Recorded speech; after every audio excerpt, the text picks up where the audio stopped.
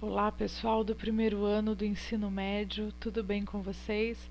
Aqui é a professora Daniela, de Filosofia, e eu resolvi fazer essa aula gravada para ajudar vocês um pouquinho mais na compreensão a respeito do pensamento de Sócrates. Sempre que for possível, agora eu vou utilizar esse recurso para auxiliar aí na compreensão de vocês a respeito da nossa disciplina, né, de filosofia.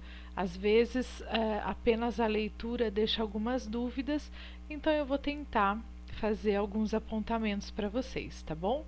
Então, a nossa aula de hoje, ela se chama Sócrates e a Verdade, tá? Para que essa aula aconteça, eu vou usar trechos de um livro chamado Apologia de Sócrates. Apologia, pessoal, é a mesma coisa que defesa, tá?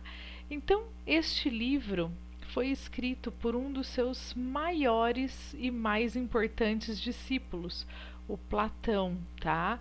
Se não fosse o Platão, é bem provável que nós não conheceríamos as ideias socráticas, tá? Ele foi o responsável por deixar as ideias de Sócrates todas escritas, anotadas para a posteridade, né? Para que nós pudéssemos hoje conhecê-lo, né? Então, Sócrates, esse nosso amigo aqui, né, que nasceu no ano de 469 a.C. e faleceu no ano de 399 a.C., reparem, né, que as datas anteriores ao nascimento de Cristo, elas são contadas de maneira decrescente, né?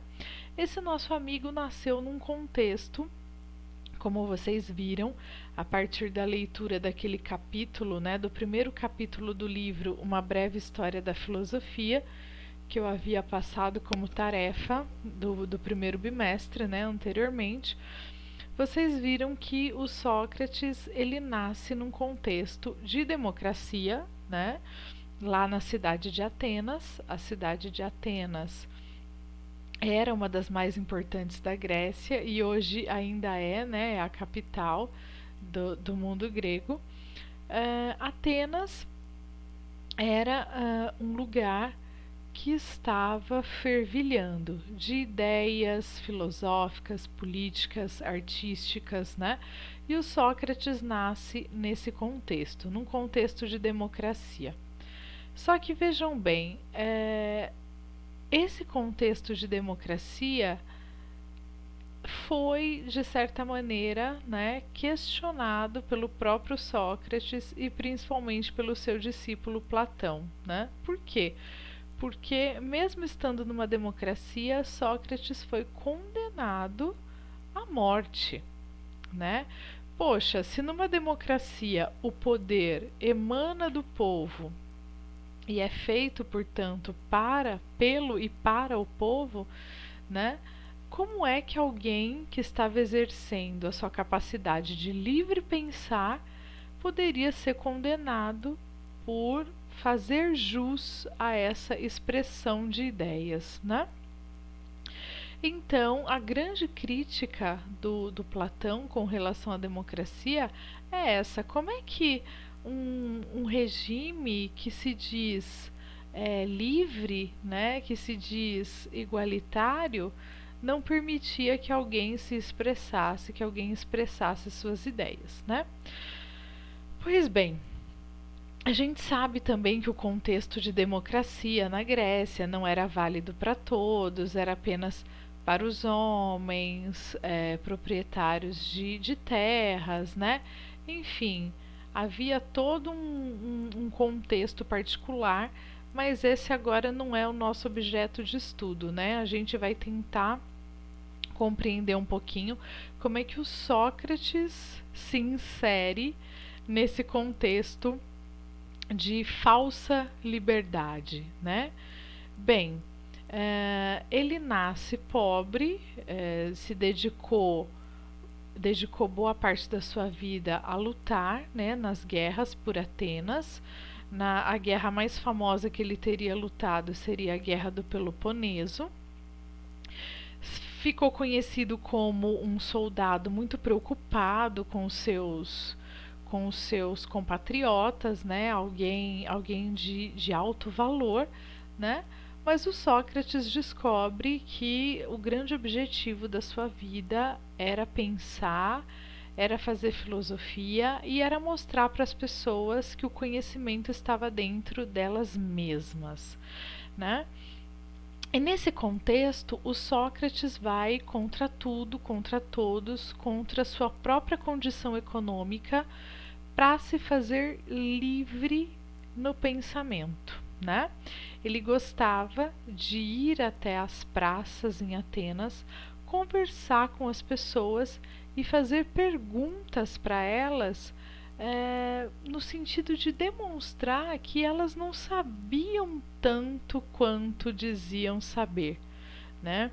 Ele dizia que o verdadeiro conhecimento está em se colocar numa posição de humildade em relação a esse conhecimento, né? Então, por isso, a sua famosa frase, só sei que nada sei, né? Ele tinha consciência de que, por mais que vivesse, nunca saberia de tudo, né? Mas se colocava como um homem incansável na busca desse conhecimento. Mesmo que ele não conhecesse tudo, ele pelo menos estava se colocando no caminho desse conhecimento, né? Então, é esse sair da ignorância, né? O Sócrates, pessoal, estabeleceu um modo de trabalho, né, um modo de fazer filosófico que era chamado maiêutica, tá? O que era a maiêutica? A maiêutica era o dar à luz, o fazer vir à tona as próprias ideias, tá?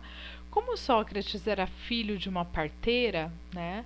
Ele dizia que, da mesma maneira que a sua mãe ajudava as crianças a nascerem, virem ao mundo, ele queria ajudar as pessoas, os indivíduos, a fazerem o parto das próprias ideias, tá? Então, a maiêutica era essa técnica que usava ironia, usava as perguntas, né? E usava essa questão do incômodo que as perguntas podiam causar, né? O Sócrates queria mesmo incomodar as pessoas para que elas percebessem que não sabiam tudo o que diziam saber, tá? Então era uma forma de provocar essas pessoas, tá? Sendo a maiêutica, então, a partir desses recursos, a possibilidade de fazer vir à luz, fazer vir à tona as ideias, as próprias ideias. Eu selecionei aqui alguns trechos que estão presentes no livro do Danilo Marcondes, né, Textos Básicos de Filosofia, e ele coloca um trecho maior do que esse que eu selecionei do livro Apologia de Sócrates, né? Então, eu recortei ainda mais o trecho que está presente no livro, para que a gente possa fazer a leitura juntos e compreender um pouquinho melhor o que está se passando aqui, né? Essa defesa de Sócrates, então, ou apologia de Sócrates, conta o processo de autodefesa que o Sócrates empreendeu na frente dos seus juízes, né? Como assim? Bom, como ele era um cara extremamente questionador, né? Naquele textinho que vocês leram, ele até diz, né, que o Sócrates era uma espécie de moscardo, né? O que é isso? Tipo o pernilongo mesmo, que quando pica incomoda bastante, né? O Sócrates era mais ou menos assim. As suas perguntas provocavam, incomodavam, e ele passou a, de certa maneira, ameaçar o poder dos poderosos, né?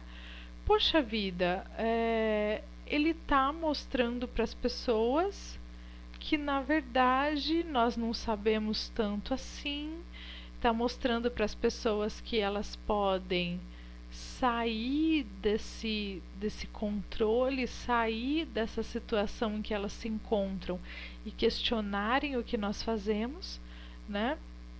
Então, vamos arrumar uma maneira de tirar o Sócrates da jogada, né?